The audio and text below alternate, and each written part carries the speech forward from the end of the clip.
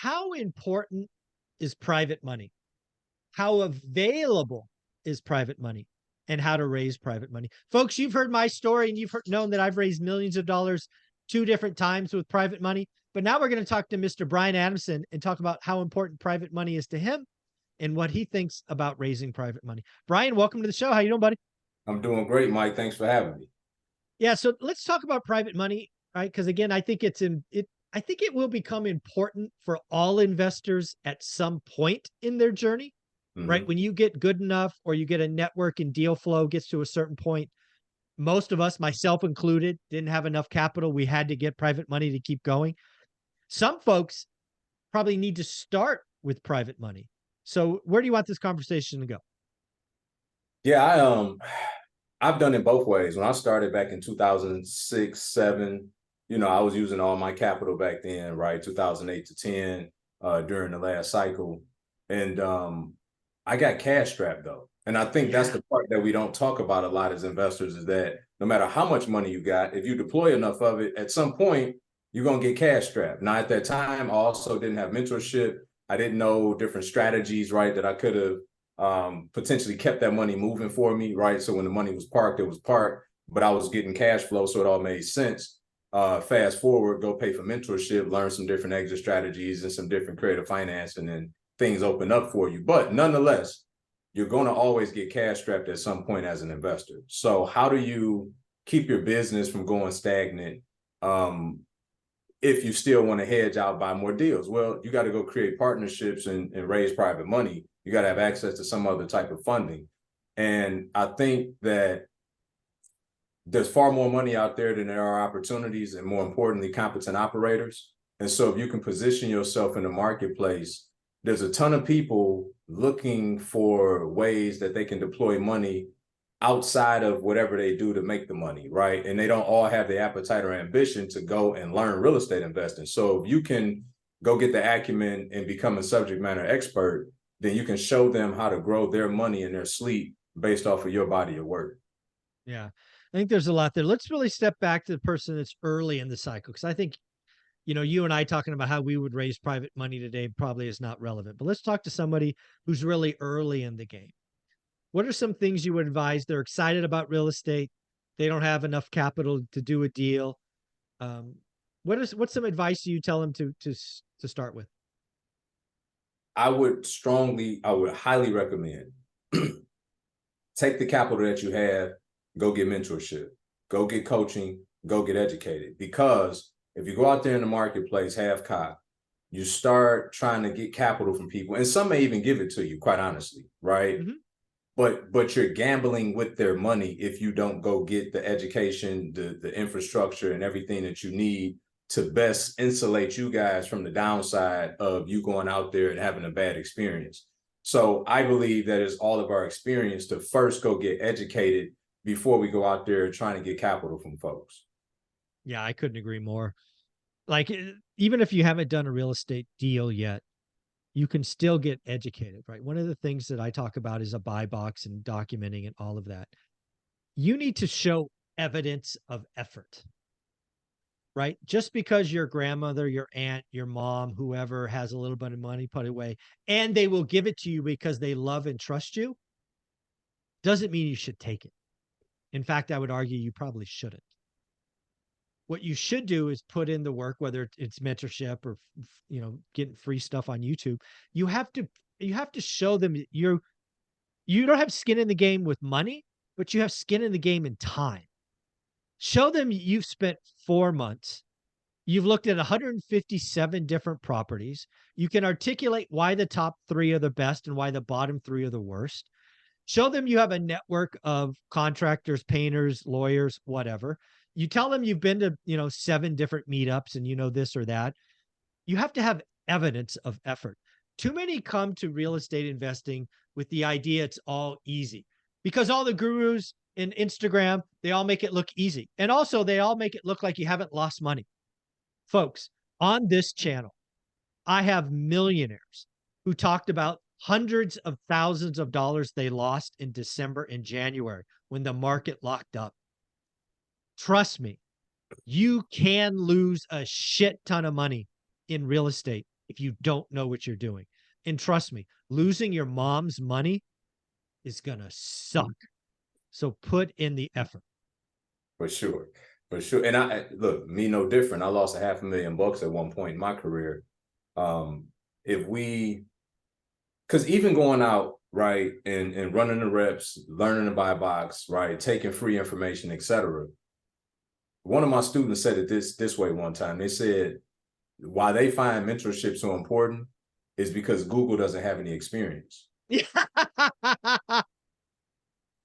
Right. So at some point, you're going to run into specific problems that they're not Googleable. You can't Google and find. So you need somebody, a coach, a mentor, a consultant, somebody that you can confer with in real time as you're going through those issues, right? Navigating that space. So that's why I'm able to take people right off the street from their 9 to 5 who are petrified at the thought of raising capital, and then give them the fundamentals, the skill to then go out and do it, because they can confer with me and my team as they're going through the process. And we got all the financial instruments to secure them and the investors throughout the process. We make sure that they're locked and loaded when they go out there from a practical application perspective on executing the real estate side, as well as being fundamentally sound on the raising capital side as well. And I'm talking just from mom and pop investors, but they don't take a mom and pop approach. They still treat them as if they were an institutional investor, because if you lead in, how you do anything is how you do everything, right? So if you treat all the situations the same when you're going to get capital from people, as you talked about where you and I are at, Mike, when the numbers grow, the approach is very similar, because we just only know how to do it the right way. Right. Yeah. At the end of the day, I think every real estate investor is in the game for 5 to 10 years will be cash strapped at some point. You will have really what happens in this game is eventually deal flow increases to a point where, as an operator, you have a choice. Either you pass on deals or you invite others in. I personally have not and likely never will do a syndication, which means I won't bring in partners as equity. Mm-hmm. I have no problem bringing in people to be debt. Why? Because if I don't pay you, you foreclose. If you're equity and you're like these 3,200 units in Houston, I just say, I'm sorry, and I'm out. I could never lose $100 million. I would want them to take the buildings back. Yeah. So that's me personally. I know lots of people choose to do syndications and all of that, to each their own.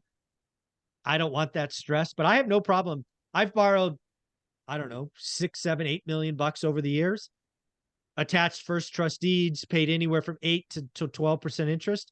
So again, it can happen that the money is out there. If you're experienced, you can communicate why the risk is controlled, and you secure their position. So the downside is they foreclose. That's the ultimate worst case.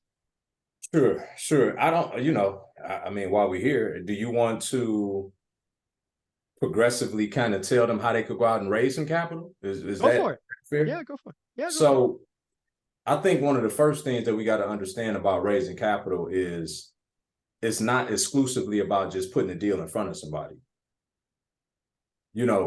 Mike and I talk all the time about lead as being a go-giver instead of a go-getter, right? Mm-hmm. One of the best ways to raise capital is by finding out what's important to the said investor. Yeah. I think we get so fixated a lot of the time on what we need out of the transaction, as opposed to focusing on what do they need out of the transaction. Because if you can get clear on that, then you can build a pro forma that matches their appetite. And if it's allotted for in the deal, that it makes sense on both sides. But I think we got to first stop getting so fixated on what we want and get interested in what they want. Yeah, I think a lot about real estate investing, and probably much of life, is, I think, naturally we look inside or internal first, where it should be external first. What do they need? What do they want? What are their concerns? And if you do that consistently enough, the money will be there. Like, I don't mean to say this. This may come across as of a brag, but it's a true statement nonetheless. I have never asked for a penny. Yeah. I've consistently led by example, consistently led by the deals I've done. And people reach out to me. Hey, I've got 200 grand sitting in a bank earning less than 1%. If you ever have a deal where you need this or that, let's talk. That can happen if you are consistent and lead by understanding what others need. For sure, for sure. And I say it all the time that when you're doing it the right way, the money is chasing you, you're not chasing it. Right. And that's essentially what you just shared. Yep. I shared this probably a year ago, and I'm gonna share it again really quick. There's 4 personality types. I teach people how to raise capital based on these 4 personality types, right? Shark, whale, dolphin, urchin. Sharks need little detail.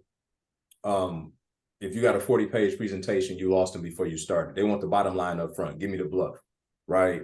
Then you have dolphins who they want to be buddies. They want to, hang out, go to happy hour, whatever. They want to be buddies before they do business. Then you have, excuse me, you have whales who are more sincere, they're empathetic. They genuinely want to get to know you before they do business. And then you have sea urchins who are very analytical. Okay, they're driven by data. They're making their decisions based on data, not emotion. If you understand that all of us have all 4 of them in us, we're just we're more dominant in certain areas than others. What that does is it allows you the ability to mirror and match anyone, right, based on your level of, like we talked about, concern. You genuinely want to know who they are as a person and being able to speak into that vein of who they are. So I'll give you an example.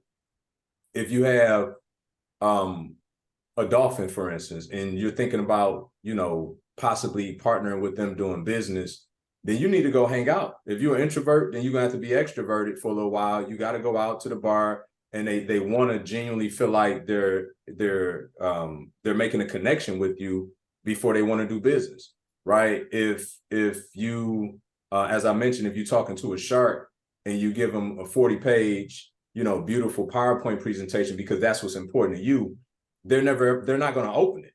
Like you lost them from the go, right? If you have a urchin who's very data driven that you're trying to get excited and hype like you would a dolphin, then you're probably not going to be successful in doing it. And so the overall sentiment, right, while that's a great tool and we raise millions of capital using that approach, the overall sentiment is treat people like people. Yes. Respect who they are, what's important to them. And I promise you, you will be able to raise far more capital than you actually need for your business. You'll have money on the sidelines at all times waiting for the right deal to pop up.